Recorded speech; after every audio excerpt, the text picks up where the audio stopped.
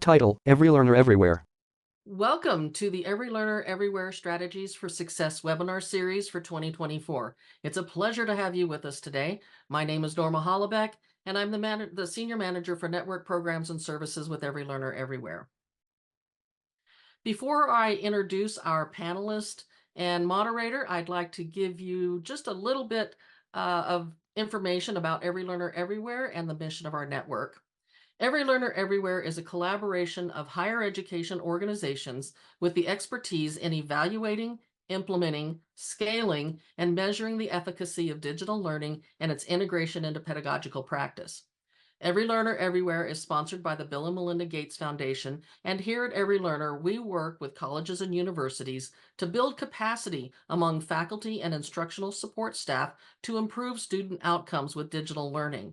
Our mission is to help institutions use new technology to innovate teaching and learning with the ultimate goal of increasing student success, especially for first-generation college students, poverty-impacted students, and racially minoritized students. A quick housekeeping note, throughout the presentation, we welcome your questions in the Q&A section. If participants raise their hands, we will not be able to unmute you. However, we will be monitoring the Q&A as well as the chat section. Text: World Wide Web. So, moving forward to our panel discussion, please join me in welcoming our moderator for today's session, Patty O'Sullivan. She is the Manager of Content Development and Special Projects for Every Learner Everywhere. Patty? Thank you, Norma, and welcome everyone. Before we begin, I want to say that this does feel like a deja vu moment for me. I graduated college 6 months before the launch of the World Wide Web. So I'm showing my age here. As you can see that I put the dates in the slide. And the internet wasn't really a big part of my graduate school training.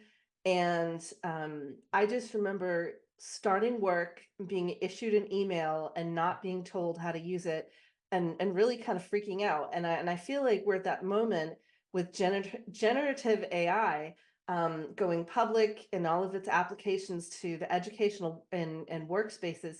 It feels like that moment. So we're going to dive into that today. So let's get to it and introduce our panel. Text: Today's panel: Clark Green.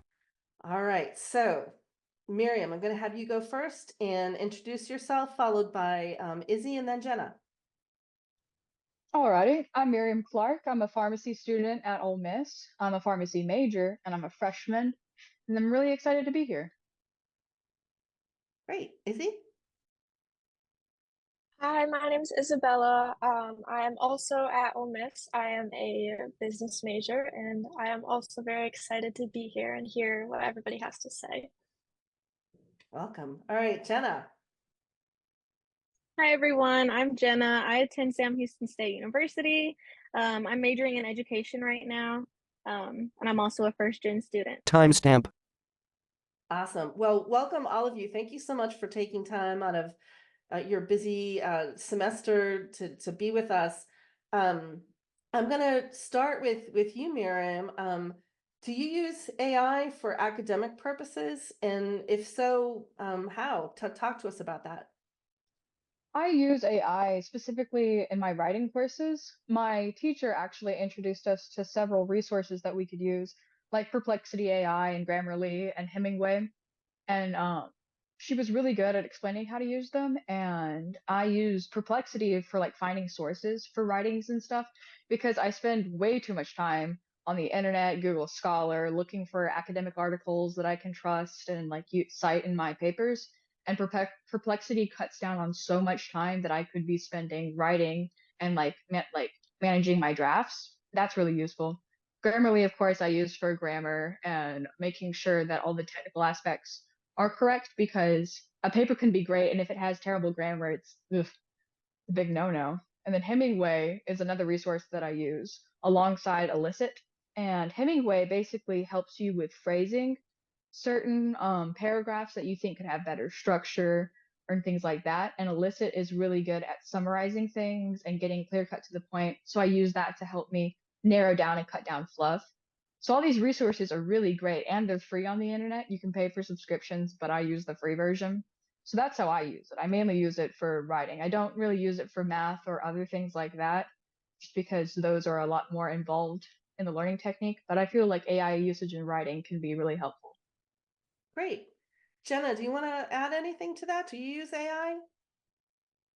Yes, so I would also like to piggyback off of what Miriam had said. I also love Grammarly. I use it for a lot of essays all the time. It is very helpful.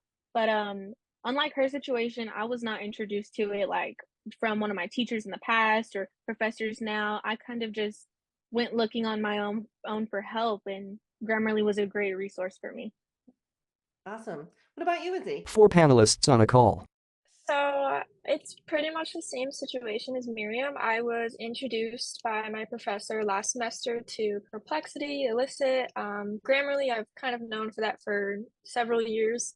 Um, but I use Perplexity the most, I'd say, mostly to like if I need a paragraph and it needs just a little more, I guess, build to it.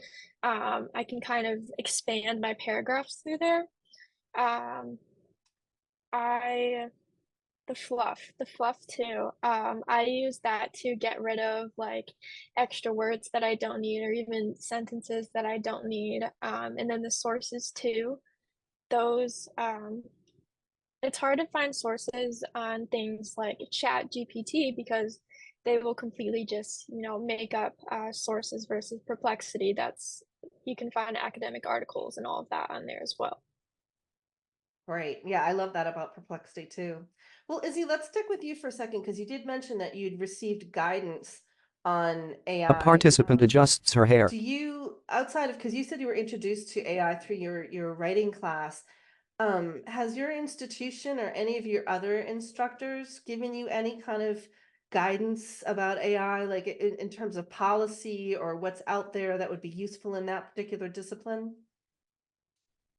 For other professors, no, it's just been my writing professors. And then for like the university itself, I'm sure there's, like the smaller webinars that you can go to, just in the student union or something, but those aren't very popular. So I'd say that the institution kind of lacks in that department of, educating students on AI. But my professor last semester, she was great. I mean, she really explained everything, what to do, what not to do, and all of that.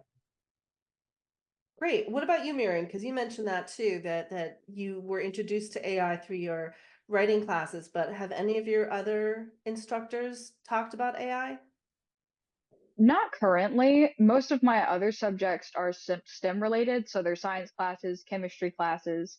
And I know there are resources that you can use for math equations and that kind of stuff, but the teachers and professors really expect you to be able to work through that on your own. All the tests are proctored, so AI would not be beneficial at all in that environment because you're taking time away from your own learning. Whereas in writing, my professor was like, this is a tool, this is a resource, let me guide you and like teach you how to use it ethically so that way you can one not plagiarize and two be able to use the writing as a resource and help it with your voice and everything like that.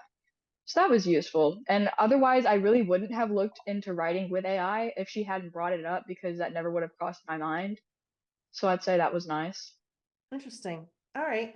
Jenna, what about you? Has your institution or any particular instructor made it a point to introduce the class to AI? Jaworski discusses.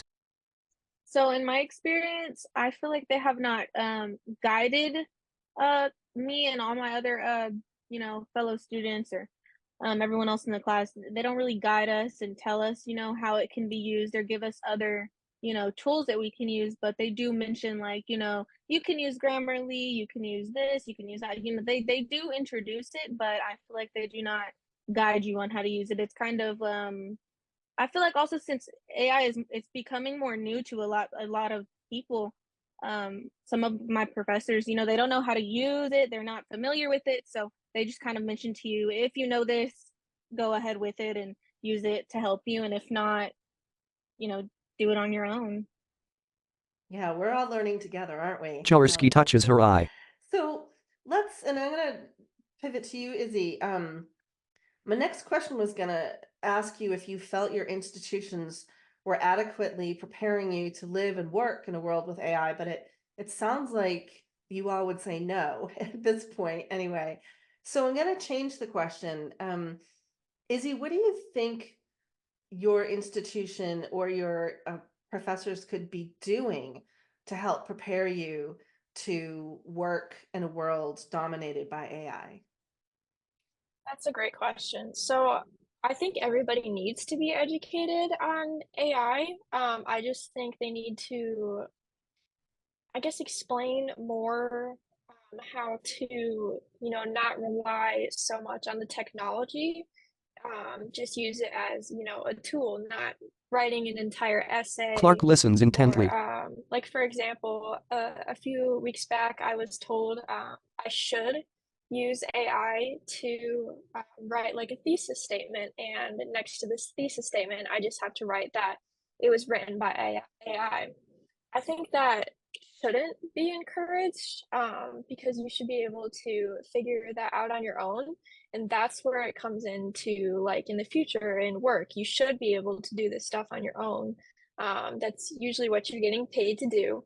Um, so I'm not quite sure what the university could do differently, um, but I do think that it should be less encouraged to, write complete essays on just using AI. Mhm. Yeah, and I actually know one of the writing professors at Ole Miss who says that she can tell immediately if something is written entirely by AI. Just little little clues, excuse me. Jenna, what about you? What do you wish that your institution will do and the rest of your time there to prepare you for working in a world with AI? So in my case, I think it would be a lot more beneficial if the professors and, you know, the people that we look to for work and things like that, I think it would be beneficial if they learned it themselves and they were able to kind of guide you. But I do agree with what Izzy was saying. It should not be encouraged to where, they say, well, go use this and let it write your whole essay and maybe tweak it up. I mean, that should not be encouraged. I mean, you're in school, it's your paper, but when using things like Grammarly, for your grammar or punctuation, it's very helpful. If I'm writing an 1,000-word essay and I miss a couple of periods, or maybe I double spaced in there, and Grammarly will tell you, it'll put a red underline under it and it'll tell you to fix it, or give you another option of how to write something. I think it's very useful, but I think it would be very beneficial if professors and the institution themselves would educate themselves on it and be able to guide you, if you wanted that resource or tool. Okay. Do you want to add anything to that discussion, Miriam? Actually, yeah, a bit. Okay. So when we were talking about institutions prepping students for AI usage in the future, I know at least for the University of Mississippi, there have been several people looking into creating an AI tool class, like offering the class for like freshmen or whoever wants to take it, and kind of talking about how to use AI and where it's going to lead us and what the future is going to look like. So I know that is in the works, and I think that would be a lovely thing to offer students. And two, I think it would be really nice for, as students pick their major, to maybe have a class or a professor in there that will teach major specific usages of AI. Like for me, I'm a pharmacy student, and I am really interested in seeing how AI can be used in like drug manufacturing and like running algorithms trying to figure out symptoms and drug usage to help cut down time on that. I do think it's a little bit of a slippery slope that Jenna and Isabella were talking about with using AI to write a whole paper. I'm not sure that anybody is really being a proponent for that, but I do think that students can take that and run with it, which is why professors need to set clear boundaries on what can and can't be used, and like defining plagiarism, like the APA and the people who write the MLA handbooks talking about how to cite AI and usage of your paper, and that like it's so new and it's so fresh to us that we have to come up with a new like lists of rules and regulations for it before we can really use it adequately and well in our world. And that is something that's a big conversation. And I think AI could be extremely useful And I think we should look into it more and that kind of stuff because it's gonna be here. It is here, and I feel like it There's can no be a escaping great it. tool, right? And it's better to embrace it than to huddle around all the fear mongering of it. I mean, the whole Terminator series was basically AI propaganda, so that's something to combat with. Patty puts a hand to chin. Terminator, wow. Isabella smiles. I like what you said though, Miriam. You kind of talked specifically about how AI could be used or what interested you about AI in your future profession. I'd like Jenna and Izzy to speak to that too. Jenna, how do you see AI working, or how would you like to what interests you about AI in terms of your future profession?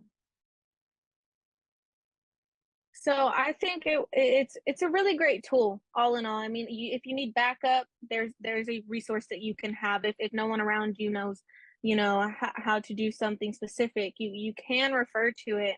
Um, but I still do agree that it should not be encouraged completely. But I think it's been a really great tool so far. I mean, people have been able to do medical things with AI and diagnose certain things. I mean, it's been a great helpful tool so far, and I believe it will be in the future as well. So I think it's a great tool, especially for the future. Yeah, I often hear people who research AI and develop AI saying this is the worst it's ever going to be. It's only going to get better after this. Izzy, what about you? You're a business major, correct? What interests you about AI in terms of business? So when you originally asked this question, I immediately thought about my stepdad. Actually, he and my mom recently started a business in Florida, and it's construction. It's for hurricane shutters and all of that. And I remember when Chat GPT became like a huge thing. Everybody was kind of just hearing about it. It was getting more popular, and he was like, "Well, I can write um like a proposal for either like the business proposal or just saying like how much a job would be worth, and it would be completely from AI." And obviously he would tweak it a little bit, but being in the business field, I feel like that's just a great example of how you can use AI. And that isn't really like a negative thing. It's more of, a tool to help you out to cut down time, because just from seeing it at home, it can get pretty stressful with all the things going on. So I think that that's a great benefit for AI, just like in the business world. I love that. So, Izzy, we'll stick with you. Do you have concerns about AI? Like I know we've all been talking about how it's very positive, but do you have concerns about AI? Like that maybe some negative applications? I do, and I think anybody will, because it is, for right now, it's pretty unknown. Well, I guess not pretty unknown, but there is unknown aspects of AI. So I think it can be, I mean, obviously, good or bad, but my concerns are, I kind of, I guess this is kind of rude to say, but I feel like it's almost dumbing down our generation. Um, because it's having kids from like K through 12 and then above into college. You're teaching these kids to use these tools, but they're going to take advantage of it because they want the easy way out. They want, AI to do their homework for them. I mean, I've seen it for years now. And it's really unfortunate, because is that the kid's fault for just, not being a so-called good student? Or does that fall on teachers and professors and universities and schools for not being educated on that, and then not setting the correct policies for these students?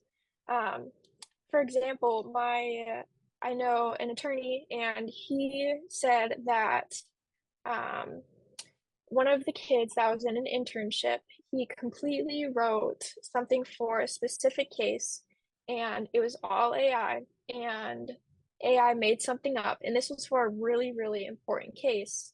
And they got in serious trouble because this kid was messing around with AI and it bit him in the butt. I mean, that's just my concerns. I think that it can be a tool, but if you take it too far, it's just not very good. Patty touches her neck.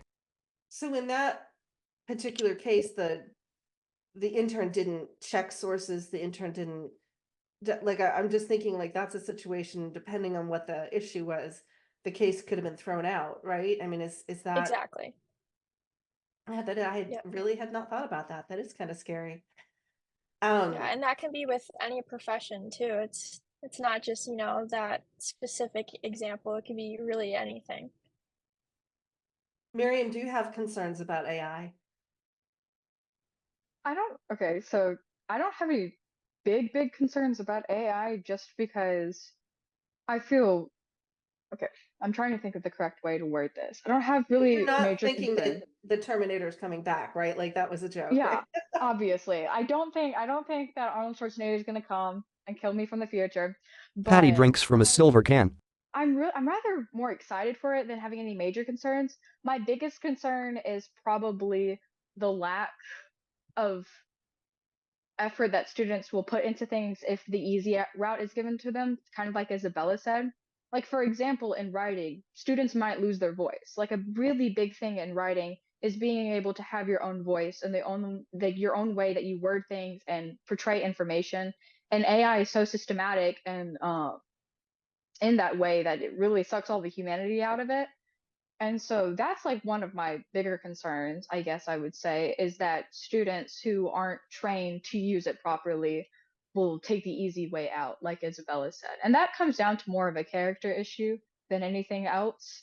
I'd say like you have to train up kids in like normative ways to be able to use this before you just like throw it at them and say, here you go.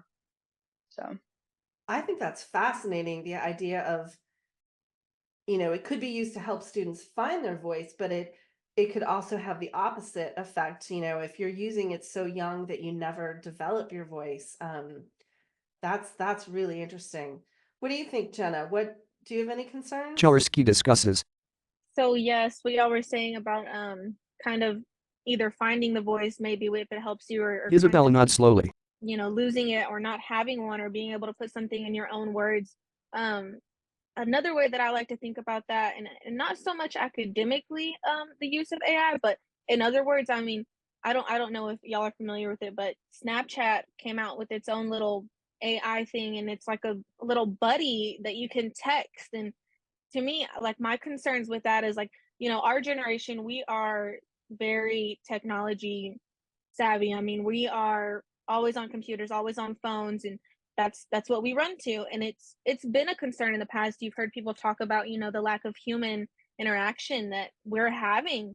I mean, and that was before I started using AI for academic purposes. That was just when I would just be on my phone all day. I mean, that would be what I heard a lot about. And now, seeing Snapchat come out with a little buddy that you can text all day, I mean, there's concerns there. I mean, you don't want, a child, or even at my age, young into college or any age, you can get really tied into talking to some little thing on your phone, and you just kind of shut the world around you off. And I think that's my concern with AI. Yeah, that is frightening. I had a conversation recently with my son, who's a few years older than you all, and something about him having to go to the bank, and he kept putting it off. And I said, "Why don't you just go?" And he said, "Because I'd have to talk to a human." He's like, "Oh, that's so sad." Jaworski tilts her head.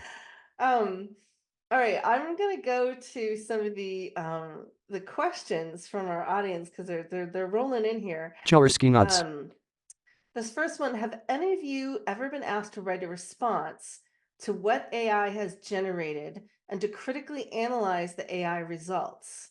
If so, have you come across errors or biases in the AI? We haven't even talked about biases yet. So yeah, I guess that's a question, really asking if you've been asked to analyze AI outputs. Why don't we start with you, Miriam?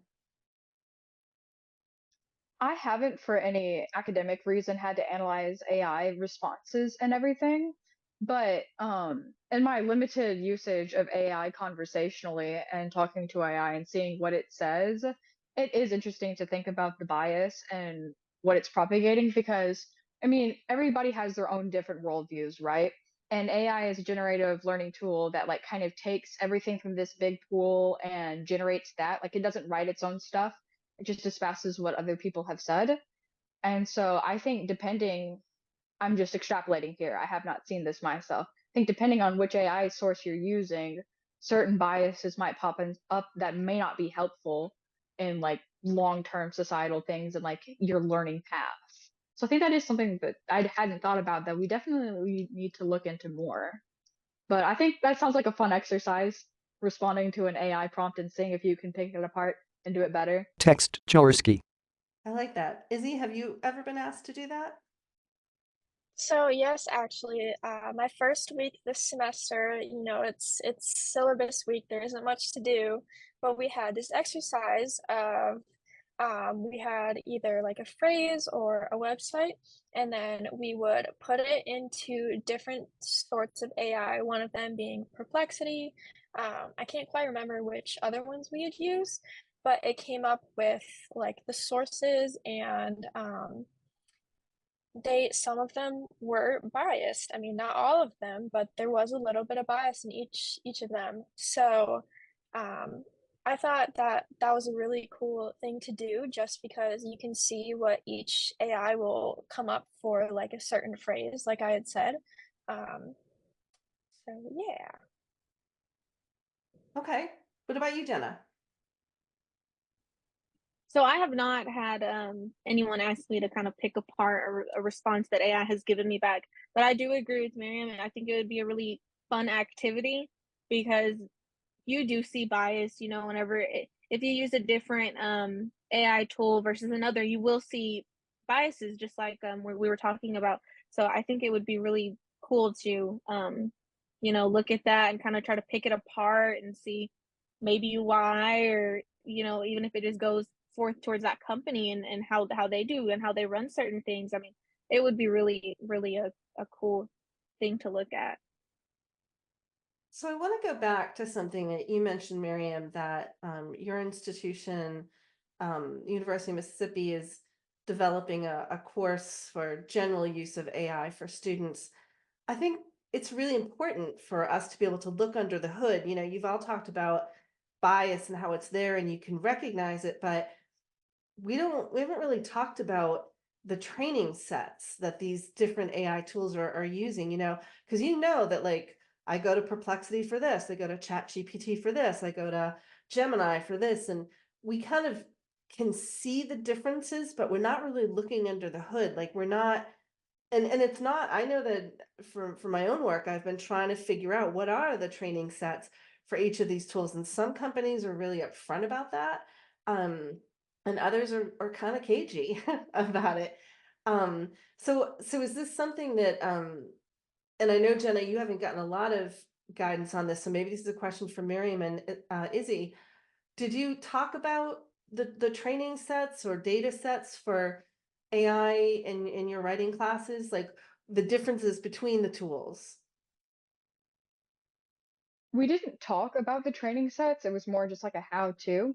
But based off of what I know about AI, I think where they draw from is really important. I remember hearing a couple months ago, I'd say it was, that Google Docs like uses your writing and the training set for their own little AI thing that's supposed to help with writing, and nobody really signs up for that. Like it's kind of almost a privacy breach. I have not fact checked that, so I don't know if that is real, but taking the hypothetical, I'd say companies should probably start putting in some like privacy things. And on a side note about that, something that I do know more about is AI usage in art because my little side hobby as an artist is really nice. And there have been big talks in my friend group about how AI is changing the landscape of art and how some people's styles will get kind of copied because it's really easy to tell when a picture is AI generated because it's like very smooth, it's almost kind of a natural. Like, don't get me wrong, AI can come up with some very beautiful pictures that can be used as like references. and that kind of thing. But to steal from those artists and say like this is my Clark gestures with their like hand. generative art is that's a whole other issue that I could talk about for a while. And I think that all in all, there needs to be some more regulation surrounding that. I know that some artists can poison their work, and it's like a code that you put into that won't let like Chat GPT or anything like that use that for reference photos in the training algorithm.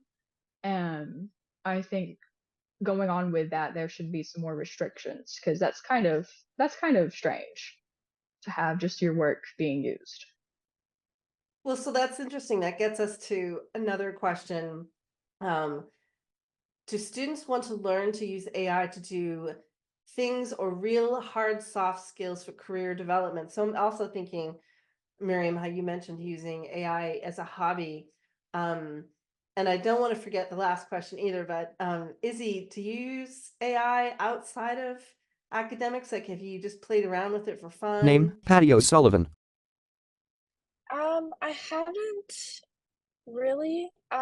What Jenna was saying about the Snapchat, I've played around with that a little bit, but there's certain points where it's just what it's saying. It's like it's a little out there. So I don't really do any of that, and I'm not super interested in, like the art side of AI. I've heard about it just, watching TikToks and all of that. But I mostly just use it for academics. Okay. What about you, Jenna? Do you use it outside of school? Jaworski moves hands. Not really. I generally just use it for my academics, but just what Izzy was piggybacking off of what I said earlier about the Snapchat. I've seen people, all over social media kind of have their little AI buddy, and I mean they talk to it all day, and it's kind of strange. I mean, I couldn't personally do that. I really have to have like a physical person and talk, I just do. But some people, they use it as their best friend and they can talk all day with it. Wow. All right. We have another question from the audience. And Jenna, I'll let you take this first. Do you think colleges and universities should require faculty to include some kind of generative AI policy in their syllabus? Maybe not a one size fits all policy because disciplines are different, but something, some kind of guidance for students.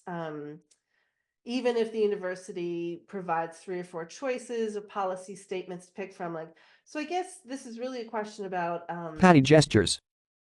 should faculty have developed a policy to guide students on using AI in the discipline? What do you think, Jenna? So, I mean, you can call me biased, but I 100% think that they should. I mean, we've talked about how students can take it and kind of run with it, and then they take the easy way out of things. I mean, when you're, I feel like coming out of high school, getting into college, it's kind of like a slap in the face. You kind of realize, like, I may have used, I mean, in high school, I've had peers that have used things like it was something I believe called Mathway or something, and you could take a picture of your equation, and it would tell you all the steps on how to solve it. It would tell you your answer. I mean, it could be helpful, but students will take it and run with it. I mean, it's just kind of I, I don't know. I just feel like students our age and coming right into it, if you kind of get lost, it's there for you to use, and they take advantage of it. So I do believe that institutions and faculty should put, even if it's just the professors and it's not necessarily the institution putting out a general policy. I think that, especially in like an English course and a writing course, I feel like it would be really beneficial for the professors to put something in there in their syllabi about, you know, what their guidelines are, and don't go too far with it. And you can use it as a tool, just don't take advantage of it. I think it would be really helpful if they did that. I'm curious, you've mentioned TikTok a couple of times. A previous speaker that we had talking about AI said that there are a lot of influencers on TikTok promoting AI. They're young people. Some of them are college students. Have you seen anything like that on TikTok, Jenna? Have you seen influencers trying to push AI? Clark touches face. So no, not on TikTok, but I have seen quite a bit on YouTube, but the ads that pop up, I've seen quite a bit of Grammarly. I've seen, I mean, day after day, especially if I'm on campus and I'm using a campus computer or something. If I'm on the YouTube, it always pops up with ads for Grammarly and other resources to help you. So I've seen it in that way, but not on TikTok. I have not. Okay. So we'll go back to the first question and then Miriam, if you want to talk about, I don't know if you use TikTok, but excuse me, do you think that there should be required policies in faculty syllabi? I was thinking about the question as you were asking it, because required kind of seems like a harsh word, like, oh, you have to do this. But I think all in all, it would be very beneficial because I feel like most students in their classes, if they know about AI, they are likely to use it. If, like, especially if their classes are hard and they want to get done with the homework. I mean, we all have lives, it's difficult, it's time consuming. And so I feel like going ahead and having that guideline in place will help guide students in the right manner. It's kind of catch it before it happens. So I think it would be good for professors to include that. Patty smiles slightly. Okay. But yeah, that's all I have to say. Izzy, do you want to add anything to that? Yeah, so I think it's a good idea, but there's also the question of, is that gonna cause pushback from professors? Are they, I mean, even if they don't agree with that, they're still gonna be forced to do that, and is that gonna cause any problems? And then, um, just students will always find a way around it, no matter what. So, like, even if you have these policies in place, is it really that much different than, what it is around now Isabella in, fixes hair. from not having a policy? Clark listens I intently. mean, it's just another question to be answered, but I mean, what would happen, you know? Clark blinks. Mm-hmm. Yeah, no, I mean, that's definitely, and I'd love to hear from some of the faculty in the audience, what you think. So I am going to pivot to ask Norma. We've looked at we've got a couple more questions in the Q&A. Isabella begins speaking. Do you feel like AI takes away from the learning experiences that students should have? Izzy, why don't you take that one? Jaworski looks up. Sorry, what was that question again? Sure. Do you feel like AI takes away from the learning experiences? This is the way it's interesting the way this is worded, that students should have. I'm not sure there's a one size fits all learning experience that students should have, but do you feel like AI is compromising your learning? I kind of mentioned this earlier about unfortunately, the dumbing down of our generation.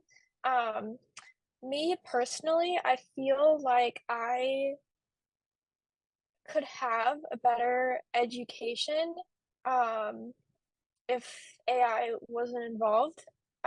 Really, I mean, I understand the benefits. I've seen it, I've lived through it.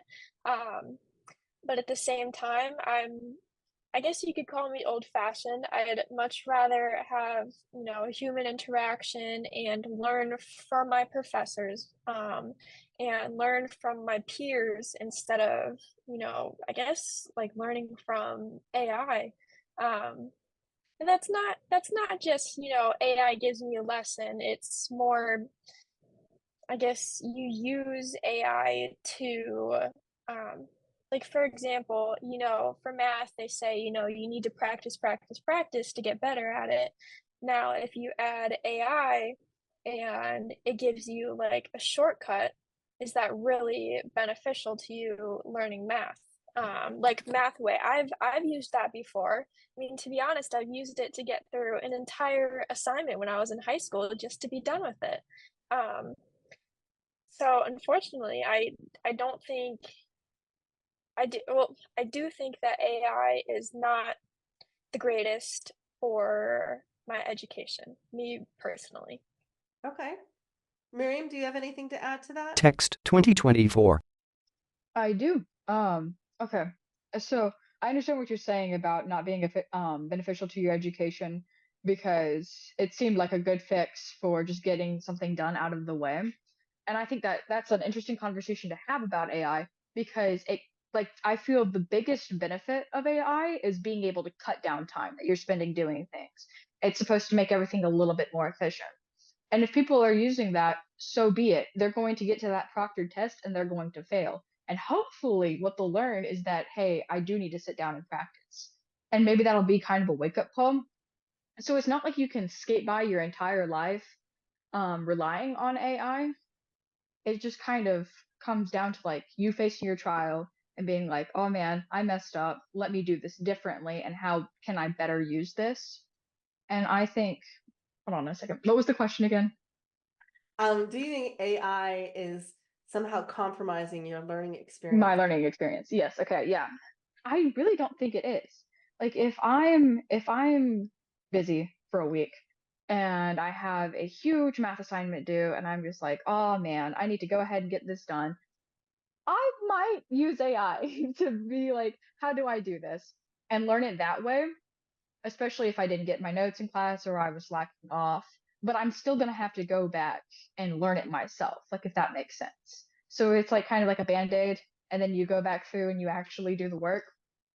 So I feel like it just comes down to how you view it and how you manage your time and your own motivation. I think it is helpful for me. That's just because I feel like I know what's best for my learning style by this point. I've spent a lot of time trying to optimize that in college. So Right. What about you, Jenna? Do you think AI is compromising the learning experiences you should be having? So I'm kind of on the fence about this one. I believe that it has, and it also has benefited me, but I kind of want to look at it from my major. I mean, I'm an education major, and in the future, I wouldn't want my students, like let's say I go into mathematics, and I'm, a sixth grade math teacher. I would not want my kids going to Mathway and learning on their own, because in sixth grade, I just don't believe there's not going to be a whole lot of students that are going to want to go home and get on their computer and learn how to do it if I just taught it to them, in school. So that's how I think about that one. I think that it would be better for those students just to learn it in the class instead of going on their own and trying to teach it to themselves. But at the same time, you have to think about those professors or teachers in general that aren't such good teachers. I mean, if you're not getting what you need to get, I mean, it's a great resource. You can go look at it and see steps for it, see other ways you can do things. I mean, it can be great, but it can also do some damage sometimes. So Yeah, no, that's definitely a double-edged sword. That's fascinating. Um, I mean, this is all kind of making me think of, how when calculators became, Isabella adjusts here. widely used, people were like, students aren't going to know how to count or do their times tables. And I'm not sure if that happened or not, but I know that like in the beginning, we get really nervous about technology because we don't really understand it. And even other things like smartphones, that was going to ruin society. And some people would say maybe it has. But here's a question from the audience. When you think of your future in the workplace, do you ever predict a time when AI will no longer be a contentious issue and simply just the norm in all areas of life? Izzy, why don't you start us off?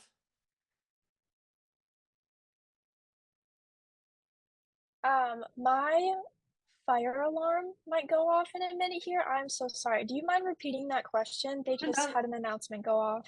not at all. Um, when you think of your future in the workplace, do you ever predict a time when AI will no longer be a contentious issue and just accepted? I think that it's already on the way of to being there. But I still think that there's always going to be some issues, like I had said earlier about the attorney issue, with the case. Jaworski looks down and to her right. I mean, there's not too much to say about that. It's really just obviously this is going to be around for quite a while.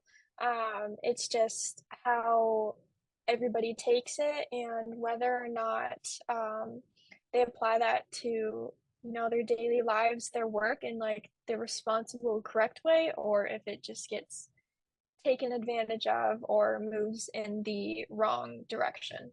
Hmm. Do you worry? I'm just going to do a follow-up question with Izzy, and then we'll throw it to Jenna and Miriam. Do you worry about misinformation? Text, Patty O'Sullivan. Like, and Miriam brought up art, AI being used in art, and I think of AI in for audio files. There's already been an issue where in politics there was a robocall that was generated by AI to tell people not to vote on voting day. Like, do those things kind of worry you, like being able to detect misinformation? Panelists listen. Yes, I feel like most people have a pretty good grasp of whether AI is used in a certain situation versus not. Like, with the art, I did have another experience where I could compare like a real picture versus an AI picture. And to be honest, I got half of them wrong. So I said, this is obviously a real person, and then it wasn't. It was an AI generated picture, and I feel like, I mean, I've seen it in politics. There's recently something The with person in the bottom left gestures. Biden just saying like there was like a phone call that was made and it ended up being AI, but it was just scary to me because for so long people believed A that. participant purses lips. My fire alarm is going off right now, so I'm Yeah, gonna if mute you myself and head outside. if you need to drop off, that's fine. We don't want you to burn. Okay. um, Miriam, The person in the bottom left looks to their what side. what do you gosh, I'm forgetting the question. Do you think it's going to be widely accepted or remain contentious, AI, in your workplace? Well, I think as it progresses, certain aspects of it will start to be accepted as the norm, but as it's being accepted, new things will come out that people will talk about, and it's gonna be like that for a while, I assume. Um, I do want to talk specifically about like the workforce question thing Mhm. because I think one of the biggest concerns that a lot of people have is lack of jobs and whatnot, and like whether or not accepting AI means that AI is going to be pushed into the workforce and people will lose jobs, and that is a concern for the economy and all of that. And I'm not the most knowledgeable on the economy or how jobs work or how to run a society. I mean, I'm a freshman in college, but I have ideas. And I think one of the biggest thing, like all technology is meant to make life a little bit easier on us, right? Like, I mean, think about how many years ago we had to wash clothes by hand and how much time that took. And then we came up with the washing machine, and now we don't have to. We can spend that time doing other things. I think that's what normalized AI taking over jobs will do. It will allow us to do other things, allow us to spend time focusing on other areas that we just didn't have the time allotted for. And I think that in and of itself is a progression to a better world because it opens up opportunities. And I think you can think about it in that way. And while there are some scary unknown aspects, we're all in the same mix together. And so it just depends on how we deal with our circumstances. All right. Jenna, what about you? Do you think it's going to remain contentious in the workplace? And as a person who's going into education, um, I could see both sides of that. What do you think? So I really do think it's going to continue to be kind of quote unquote the norm. I feel like the AI, especially in academic uses, it's going to continue to come out with new things. It's gonna just continue to add things, and of course, I think Miriam had said it. It's when something new might come out, and that's going to be the talk for a long time, and then in a couple years later, something else is going to come out, and that'll be the talk for the long time. So I personally do think when you look at it from my aspect of wanting to be in the education field, I think it will be. I'm gonna constantly see it, whether it be in seeing it in kids writing or seeing it with their math or seeing it, with their science work even. I mean, it can go on and go on. So I do think that it's gonna continue to be Jaworski raises a hand to her head. there. So let's stick with this, and but kind of flip it around, because up till now we've been talking about students using AI, or you may be using AI as a future employee. Clark glances left. But this is an interesting question from our audience. How do you feel about your instructors using AI to grade your assignments? So if you submit some piece of writing to them, and instead of reading it themselves, they just run it through an AI that kind of picks up on maybe the issues with it, and then they give you a grade based on that. Like, and Jen, I'll stick with you because you're the education major. How would you feel about that? I would not like that. We've seen already issues with AI, whether it may be like glitches or even the biases. I mean, you really have to start thinking about that. I mean, I would not like if a professor graded, with using AI. I mean, I would want my professor or, whoever's looking at my work to look at my work and say what they want to say about it. I would not like for something to be generated and then, put a grade on it. I would not like that. Interesting. Izzy, are you able to talk, or are your alarm still going off? I am. They've been having problems, so it goes on and off throughout the day sometimes. No biggie. Um, but I think that it can be a good thing, but it can also be a bad thing. For example, like the better side of it is, professors, they usually have multiple classes. And like we were talking about earlier, one of Miss Norma's classes was 1,000 people, she said. Hmm. So I can see how that could be beneficial to the professor. But then on the other side of it, like Jenna was saying, it's not very helpful because you want honest feedback. You don't want Looking directly at the camera. um, it can be biased. So if the AI sees it one way or like you see it a different way, then you might get a not so great grade. I mean, I'm not exactly sure that's how that works, but I could definitely see it being that way, and that wouldn't be very beneficial to the students, which we're paying for this education. We Hmm. want the best that we can find.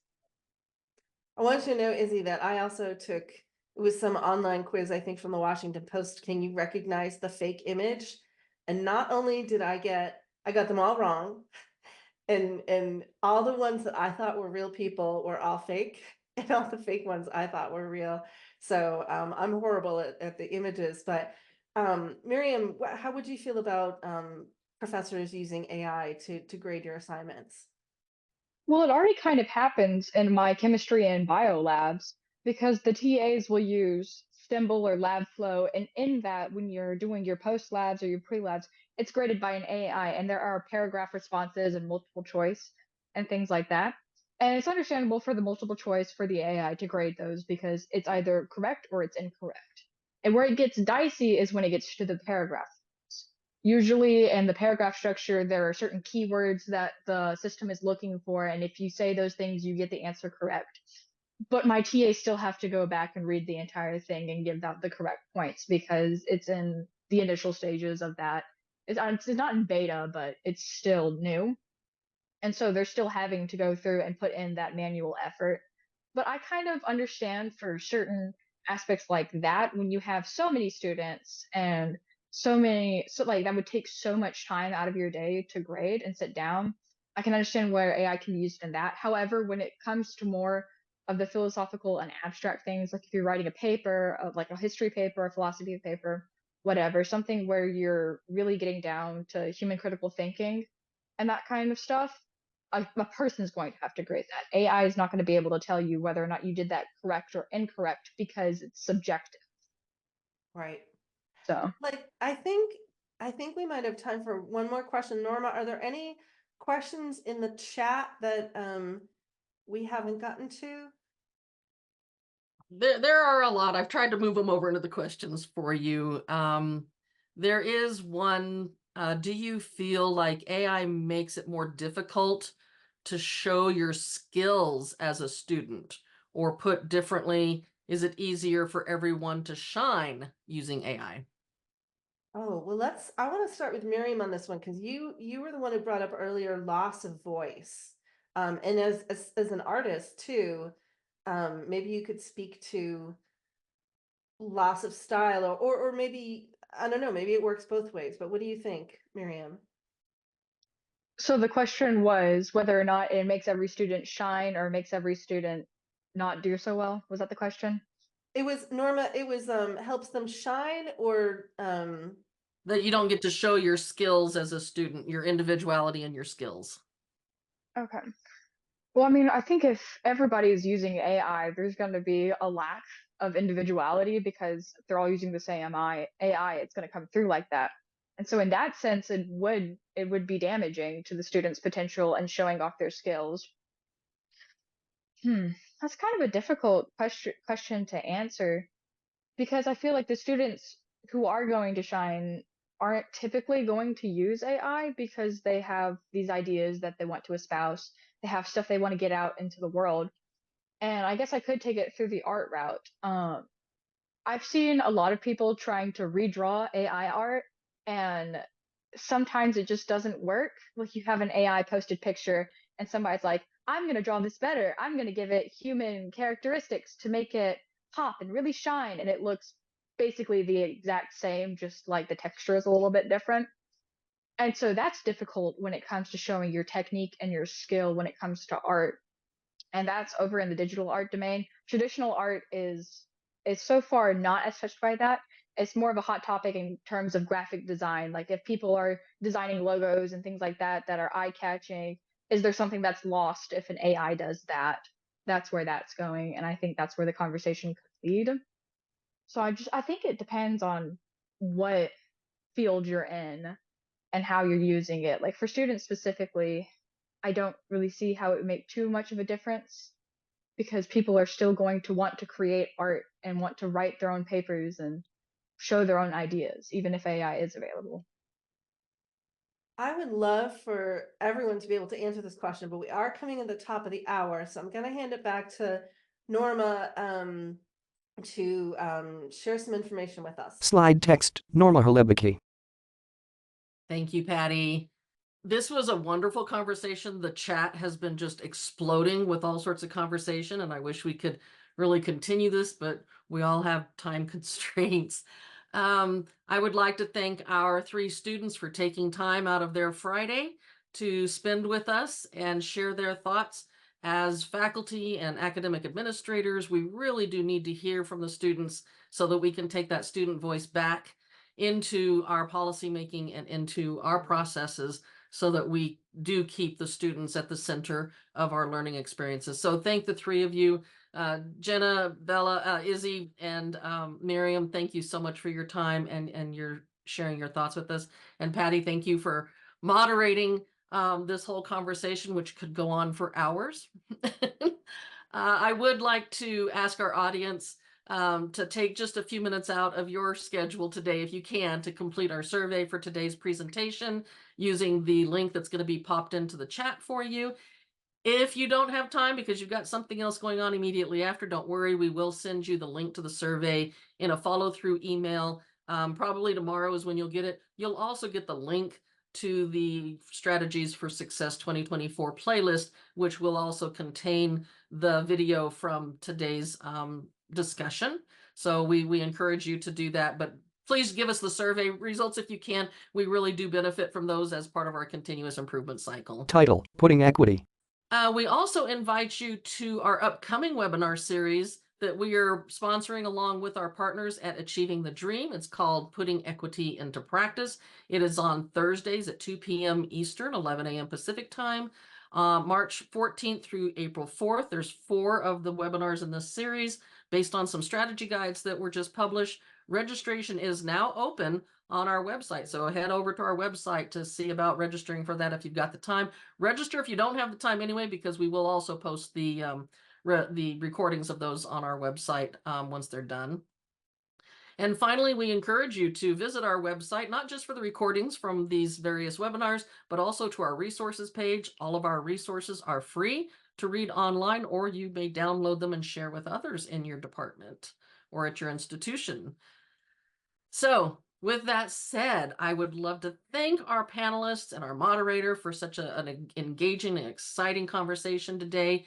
I would like to thank our audience for taking time out to spend with us and share your thoughts and ideas in the chat and Q&A with us today. We look forward to seeing you at future Every Learner Everywhere events. Have a wonderful day, and thank you very much.